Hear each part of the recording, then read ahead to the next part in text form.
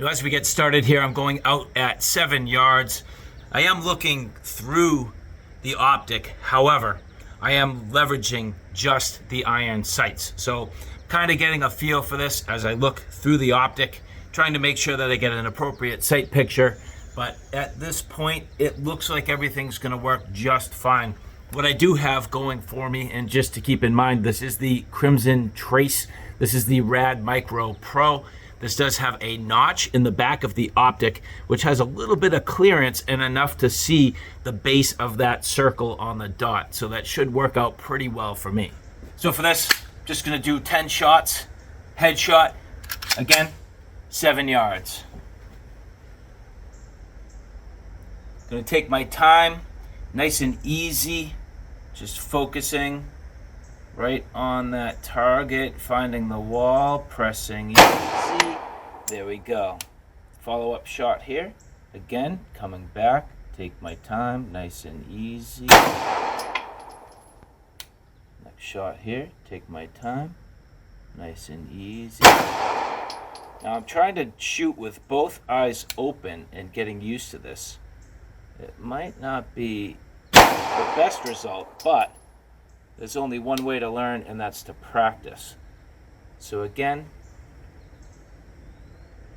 the fog on my glasses is what's gonna get me.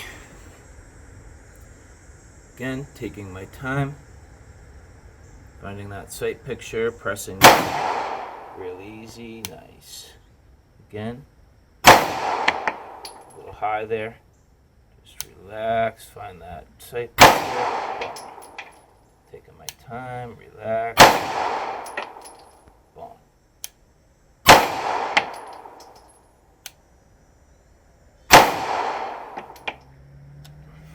Not bad. So decent results. I mean, a couple a little bit high, but generally speaking, that's a good start. So, and that was literally just leveraging the iron sights alone, not using the green dot in any sort of way. Now this time, same exact thing, gonna try to speed up just a little bit, going for the top left X. So as we get on target here, again, just leveraging those sights. I am not using the green dot at all. In fact, I can tell you the green dot is significantly higher than the sights itself. But now as I press and leaning back into those two eyes open, again, coming back, again, that one caught me a little bit by surprise. So I'm going to speed up just a little bit here. Again, two eyes open. Focus, grip a little bit. Reposition of that sight picture. Was that 10? Guess it was. That went quick. So again, results not too bad, fairly decent group. Both eyes open, ignoring the dot altogether. Round number 3 here, focusing on the right hand dot. Again, going to speed up, only leveraging those iron sights. Again, 7 yards. Leaning on the trigger there, and let's go. A little high, better. Low, lost one.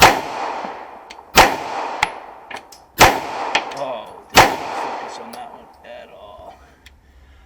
I took my eyes off to make sure I wasn't going to hit my camera and just pushed a couple high.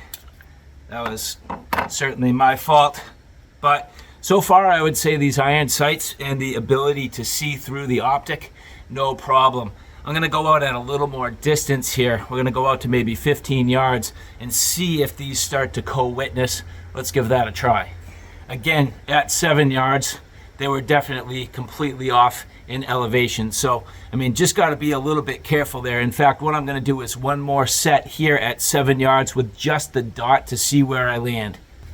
So now round 4, again, I'm gonna go top left square. This is leveraging the green dot, so not using the iron sights at all. You know, we'll see how this goes. I'm not really too sure, but let's see what happens. I feel like this is gonna be a little off, but yeah, see, that's way low. So at this distance, clearly, my green dot is not sighted in. So I gotta do a little bit of work to get that back in terms of elevation. So I'm kind of doing my best just to get things lined in. Hard to say how it's gonna go. Again, green dot on target, left square, careful squeeze. All right, so that's better. All right, so let's go with it. 1, 2, so it might just be a little left. Yep, so just gonna dial this in a little bit. Make a minor modification here in terms of pushing my shot a little bit further to the right. That might have been too much, but it's hard to say. This does not have tactile clicks on this particular optic.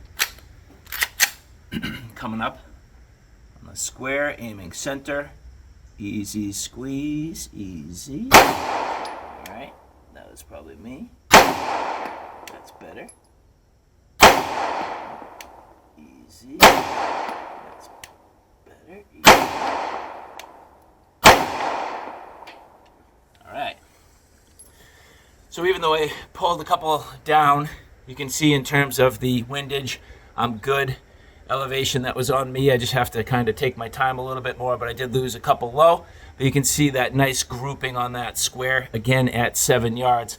So at least my optic and my iron sights getting it done now at 7 yards. Shooting at the number 1 at 10 yards, iron sights. And so as I continue on with my range practice and my general impressions, it did work out extremely well, where I have the nice large front sight for more of that kind of self-defense or tactical style shooting, and then I get the pinpoint accuracy of the dot. And of course, when I was shooting, you can see I lose some shots left, I lose some shots high, I lose some shots down, I lose some shots to the right. I am not the best shooter overall. I am still growing. I am still learning. And I can say that I definitely have some overall issues that I have to overcome. Not necessarily the downfall of the sights, not necessarily the downfall of the green dot, but generally speaking, having this combination is absolutely awesome. I do have to say that I love the way this has worked out. It's worked out extremely well, all in all. And I do have a long way to go, but I am definitely improving, and I greatly enjoy this combination. Now, I will get into my final thoughts and final impressions shortly, but here, as you can see, keeping things going, transitioning now to the green dot, going at that center body mass. Doing a pretty good job overall landing my shots, not extremely accurate, but at the same time, a fairly decent grouping. As I continue my testing, pushing out to 15 yards, again, leveraging iron sights through the green dot and allowing me to absolutely get on target easily. Not a big deal. Going pretty well and fairly decent results at distance. Again, everything going to take its time, everything going to take some practice, but I am gaining the experience here, and overall, it is going fairly well. And again, of course, I'm losing some shots, but at the same time, from a defensive standpoint, all of these are hits. All of these are going to pack a punch, and in the general scheme of the world, would probably stop a threat. And so overall, my field use with the DXT2 sights, absolutely awesome, and even leveraging them through the optic. I do have to say I'm a big fan of this setup, and this has worked out extremely, extremely well. And so if you've been following along in this little mini series, at this point, I've installed the sights. I've brought it to the range. I've done some testing with just the iron sights and now leveraging the optic. An absolutely fantastic setup. Now, if you're a fan of my channel and you've been following along, you know I am certainly by no means an expert. If you're stumbling along this video, well, I mean, I'm simply an enthusiast trying to navigate my way through the firearms world, trying to navigate my way through practicing, trying out different things, and leveraging different products to my advantage with this Canik METE SFT. And I have to say, I think the installation overall went fairly well. It was pretty straightforward. It had some little subtleties, but it was pretty straightforward. And then now in combination with the optic, absolutely awesome. Now it's going to be almost impossible for me to demonstrate. However, the way the sight picture ends up working out, basically I'm taking my front sight, I'm putting it right on top of the vertical post in the back. And what I end up seeing with the optic is pretty much the rear sight being the vertical dot, the actual front sight being a nice sort of circle sitting on top, and then that dot sitting right on top. So the entire sight picture as a system actually works out extremely well. And so the green dot being very bright, automatically drawing your attention to the front sight, and then the front sight working out very well. And the fact that the optic actually has a notch there, allowing me to do what I need to with ease. So this has worked out extremely well. I'm very happy with this. The notch in the back side of the sight working out very well to allow me to nestle that front sight right down onto the rear sight. This setup has been great. So all in all, I am very happy. If there's one thing I would do differently, I would have probably got the orange sight for my needs. I do find that the yellow is a little bit too in combination and not contrasty enough against some of my surroundings where I shoot in my environment and for what I typically do. So I think the orange would have worked out a little better. So in hindsight, that is definitely a consideration and something you need to think about. And of course, one of the other benefits of these sights is the fact that they are night sights. So the tritium glowing, very nice. Now there is kind of fundamentally, I guess what I would say, two different significant brightnesses. The typical brightness when you just pull out the firearm and start to sight down the sights. The second brightness really being when you charge up the tritium. You can either use a bright flashlight, you can use sunlight, you can use something like, say, for example, an ultraviolet light. So an ultraviolet flashlight will really get things glowing, but that's not necessarily practical because if you did have to use these in a defense situation, of course you're not going to be able to charge up your sights. But at the same time, very nice, very bright, and easy to see.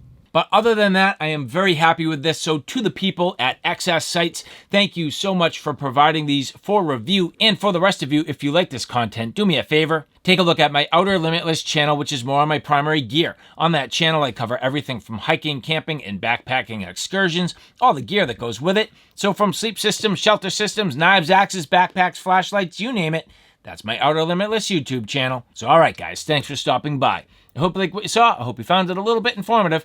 If you like what you saw, please like, share, and subscribe. And as always, thanks for stopping by. Take care now. I'll see you soon.